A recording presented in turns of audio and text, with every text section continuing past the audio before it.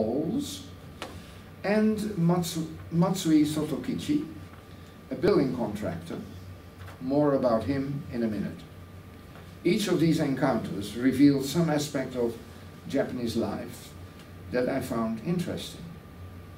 Shimaoka also introduced me to his two daughters, once together with Ichida Yae-san, the middle one. The machinery manufacturer, a subcontractor of Matsushita Denki, later Panasonic, personally showed me around his large and very clean plant. Although he was the firm's president, he went dressed in the same grey overalls. Afterwards, he had me over to a working lunch in the company canteen. In appreciation, I brought him, a week later, a meter-long smoked eel, a Dutch delicacy.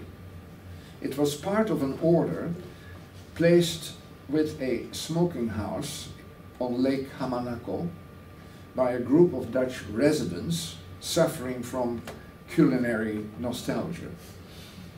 I can still recall the shock the shock of this man, to whom I gave the eel, as the big eel's head with its sharp teeth popped out of the wrapping paper.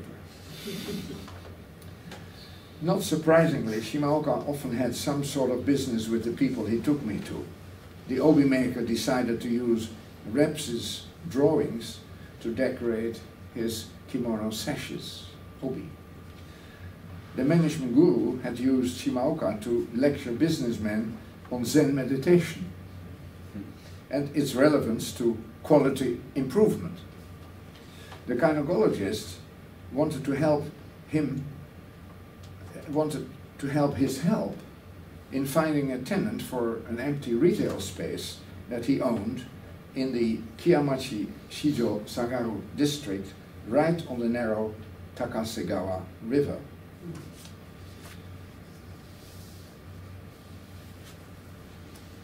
My ex-girlfriend, Fujii Takako, had some experience in the catering industry and wanted to start a business in Kyoto.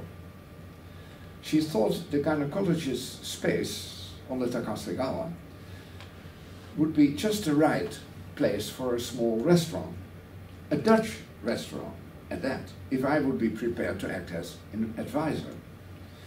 It would of course be the first Dutch eatery in Kyoto, if not in all of Japan, and it should feature, I decreed, besides those delectable eels, a choice of hearty soups and hashes, and, as the house specialty, veal and bacon rolls, known in Holland as blinde vinken, meaning blind finches.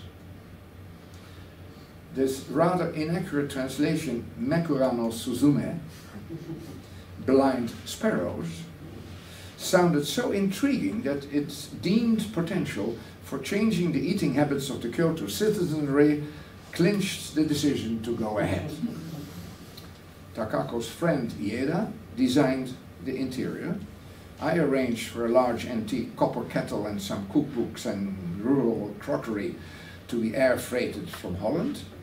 We all worked on the menu, and within 2 months, Restaurant Boer, meaning farmer, opened for business in Kyoto. Wow. It got off to a good start, and I dropped in whenever I could to check the authenticity of the food cooked by Takako. English, Japanese, ua. That's even a map of the exact location. Meanwhile, my wanderings with Shimaoka continued. One night in a rustic restaurant set in a corner of the Nanzenji temple compound, our poetic veins opened wide over the vapors rising from an enticing Tohoku shotsuri hot pot. My friend and I exchanged impromptu poems. Here, enfolded in a historic corner of Japan's ancient capital, sharing a meal with a kindred or kindred, I think, soul, I felt that I had last found my true home. The crass and self-centered West that had borne me seemed far away and irrelevant. I knew I could live with without its hard surfaces and never-ending arguments, its bluntness and aggressiveness and patronizing attitudes to the rest of the world. I had come to value the receptive ear over the clever mouth, the chirping cricket to the bombast of a Wagner symphony. Perhaps I thought Kyoto would allow me to live here and accept me as one of its own. There was no street lighting inside the temple grounds, and the restaurant owner carried a paper lantern on a pole to escort us through the ancient gate to the street. The lantern's soft glow against the dark outline of the temple roof was ineffably beautiful. It was after this experience that I wrote my letter to Kyoto, with which I opened my talk. Around this time, I was preparing the publication of a small poetry magazine, New Japan Pebbles, the English version of the monthly Juyen Shishu 10-yen poetry magazine, launched by a university student in Kobe, Haramoto Tomio. It carried poems by ordinary Japanese and had a circulation of over 1,000. Half of which was distributed free to sanatoriums, lepers' homes, and orphanages. I had read about the project in a newspaper and contacted Haramoto to offer help, ending up serving as the editor and translator for a new English edition. We called that New Japan Pebbles. It was advertised, not advertised, an article was written about it in the Mainichi. It folded after 6 issues. Another discovery was the Yorozuya Ryokan, a Kyoto inn dating back to the Edo period, when it had given shelter to travelers arriving from or setting out for Edo, along the legendary old Tokaido. Its successive owners had meticulously preserved its original atmosphere and furnishings, down to the last inkstone and wood-fired bathtub. There were no glass panes in the windows, just double paper shoji, which were protected from the elements by the deep overhang of the roof. One afternoon, when I stayed there, the owner sent word that he would like to invite me to tea. I found him squatting behind a low desk, a dignified man in his 50s, making an entry with a writing brush in what looked like an accounting book. When I entered, he put down his brush, turned around, moved from his cushion to the bare tatami. With a bow, thanked me for honoring him with my visit. I protested that the pleasure was entirely mine. But he said there was a special reason why he had wanted to meet me. I understand you are from Holland, he said, and I have always wanted to meet a responsible Dutch person with an understanding of Japan to express my profound thanks. For what, I wanted to know. Ah, we Japanese owe Holland a great debt for everything it has taught us during our more than 2 centuries of isolation.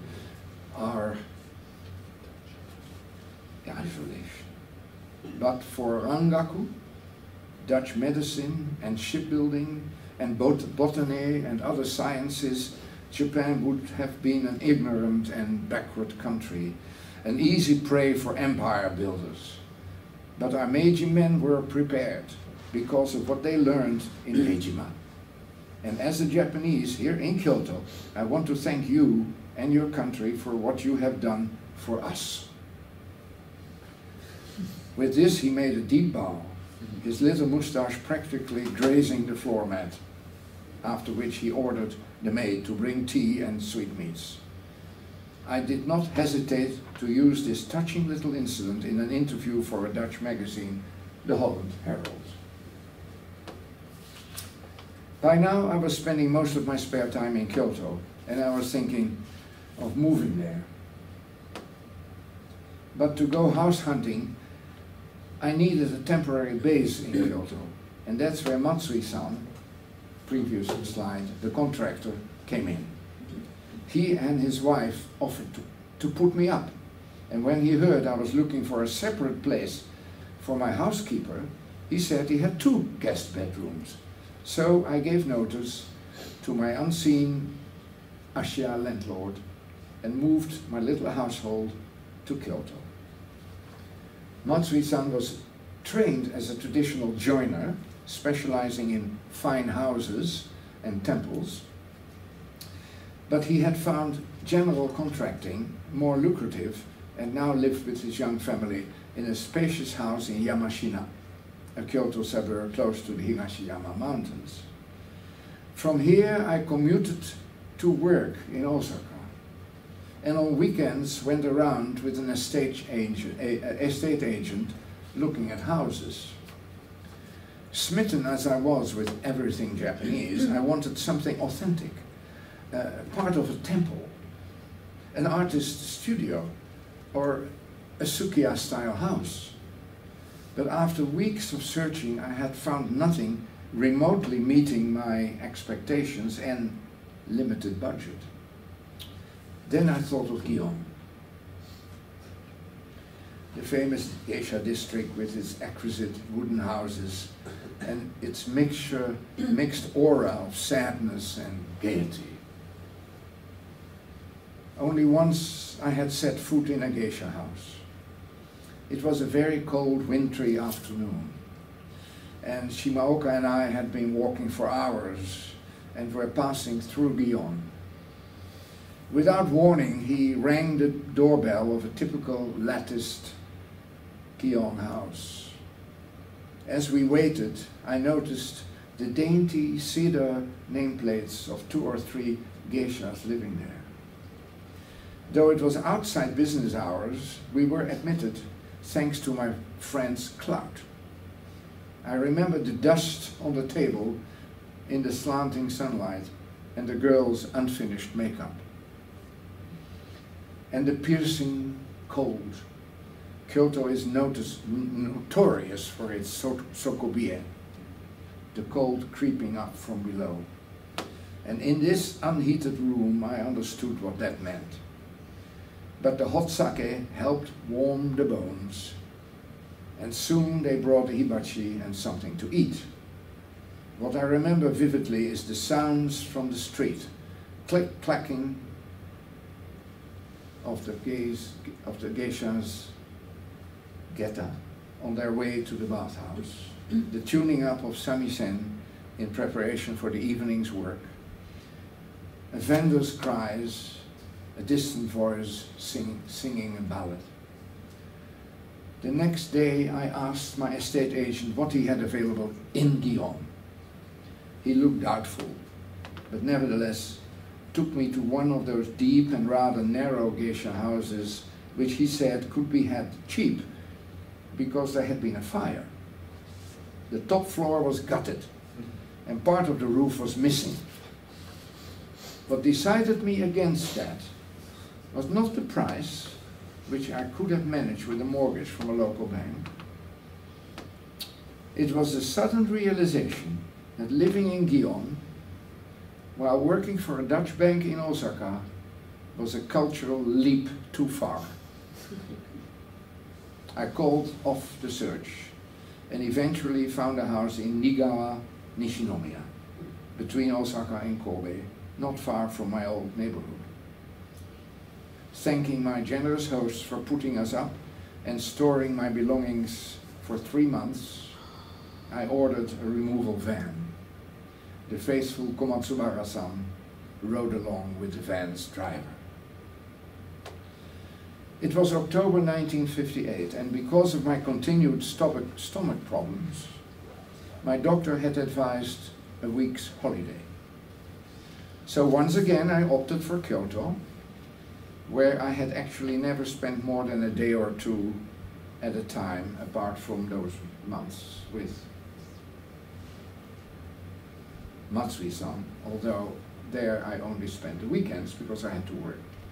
I checked in at my usual inn, the Takeya, and hit the road, calling on friends, visiting temples, taking a walk in my favorite bamboo grove. It was not until later in the week that I finally got around to paying Suzuki Man-san a visit. Shimaoka had told me that she had started a small Japanese restaurant in Kyoto and that she hoped to see me again. She greeted me warmly and insisted that my teppanyaki steak be on the house. We talked. She brought me up to date on her story and then asked when I planned to return to Holland to get married. I replied that there was no one waiting for me and that in any case I'd rather find a wife in Japan. She seemed surprised and with a twinkle promised to keep an eye out for me. By the way, she asked, what does your father do? The next morning I was sleeping late in my tatami room at the Takeya when the telephone disturbed my state of bliss. It was Man-san. This is a faithful record of part of our conversation. I promised to look out for you and decided to get busy right away. I couldn't tell you this last night, but I know a lovely young Ojo-sama from Nagoya. She is studying Japanese literature and speaks English and wants to go to America or something. Your type exactly, I think. She belongs to... Please, Man-san, I'm still asleep. Oh, I'm sorry, but this is important. You must listen. You see, she comes from an old family. They used to have a lot of property. She is an only child. Her father was a real bookworm, died young, unfortunately, and they lost their money after the war, the yakinokori taxes, you know. So her mother now rents out the house to a company, although they're still quite comfortable. And hold it, I'm not ready for this. Can't we talk about this some other time? I'm sorry, but the girl is already on her way. This bit of intelligence managed to finally wake me up. What do you mean? She isn't coming here, is she? Yes, no. The thing is, this is her last free day for the next few months. She is half a year away from graduation and is very busy with her studies. As a child, I was one of her mother's playmates, although I was not of her class, of course. Don't say that. But it is true. Anyway, I called her this morning and told her about you. Of course, I caught them by surprise too. And I don't know what the family's attitude is to an international marriage. The family? Marriage? Man-san, will you please stop? This is ridiculous. But my friend has always had a very modern outlook on life. Anyway, her daughter will be pleased to make your acquaintance. I will be her chaperone. No, I won't stand for it. This is not the way to Hans-san, you're not letting me lose face over this now, will you? I mean, why don't you just meet her? You never know. I am do this for your sake and hers too, really. You understand? Yes. Well, okay then, okay, since you insist.